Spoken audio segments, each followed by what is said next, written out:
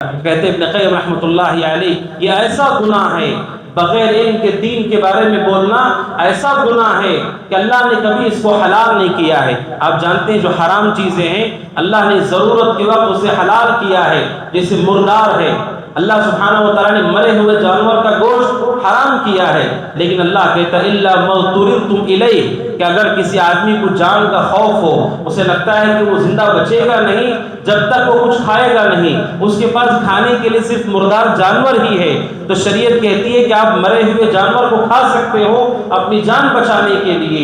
انسان کے لیے اللہ نے اس حرام کو جائز ٹھہرایا ہے اس ضرورت کے تحت کہ اگر اسے موت کا خدشہ ہو تو وہ کھا سکتا ہے، لیکن یہ وہ گناہ ہے دین میں بغیر علم کے گفتگو کرنا کسی بھی حال میں اس کو جائز نہیں کیا گیا ہے، کسی بھی صورت اسے جائز نہیں کیا گیا ہے۔ اللہ سبحانہ و تعالیٰ کے دین کا معاملہ انتہائی خطرناک ہے، اللہ نے اسے کبھی حلال نہیں کیا اور شرک سے آگے اللہ نے اس کو ذکر کیا ہے۔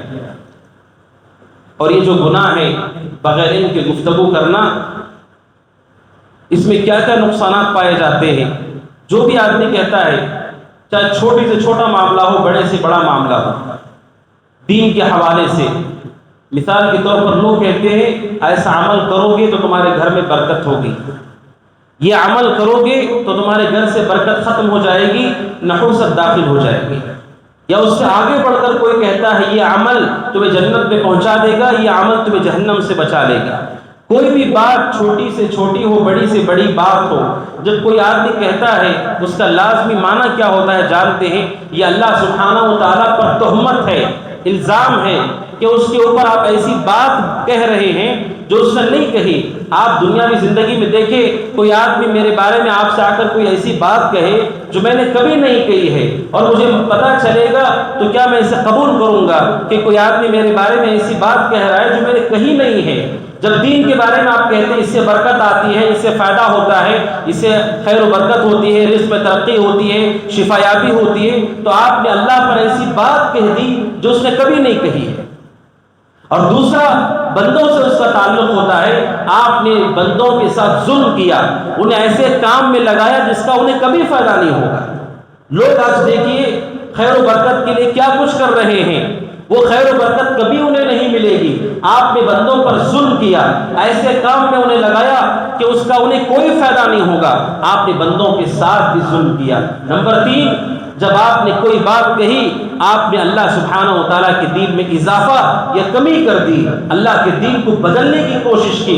جب کوئی آدمی آپ سے کہتا ہے کہ اگر آپ نقصان اٹھا رہے ہیں تجارت میں، یہ وظیفہ آپ پڑھو روزانہ، آپ کی تجارت ٹھیک ہو جائے گی، آپ کا یہ کہنا اللہ کے دین کو بدلنا ہے، اللہ کے دین میں اضافہ یا کمی کرنا ہے۔ یہ تینوں نقصان انسان کے ہر وہ بات سے جڑے ہوئے ہیں جو بغیر علم کے کوئی آدمی کہتا ہے۔ یہ اللہ پر تہمت ہے، اس کے بندوں پر ظلم ہے، اللہ کے دین کو بدلنے والی چیزیں ہیں۔ لہٰذا ایک مومن کو ہمیشہ اپنی زبان پر قابو رکھنا چاہیے۔ جس چیز کا آپ کو علم نہ ہو، جس چیز کی آپ کی خبر نہ ہو، آدمی اپنی زبان کو قابو میں رکھے۔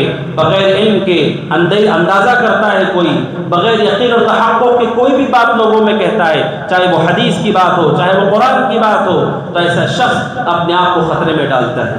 اور آپ جانتے ہیں شیطان جو انسانوں سے گناہ کرواتا ہے، ان میں سب سے خطرناک گناہ یہ ہے، اللہ سبحانہ و تعالیٰ نے شیطان کے بارے میں کہا انما یأمرکم بالسوء والفحشاء وان تقولوا علی اللہ ما لا تعلمون۔ شیطان کیا حکم دیتا ہے لوگوں کو؟ شیطان حکم دیتا ہے یأمرکم بالسوء، برے کاموں کی طرف بلاتا ہے، کوئی بھی برا کام ہو شیطان اس کی طرف لوگوں کو بلاتا ہے۔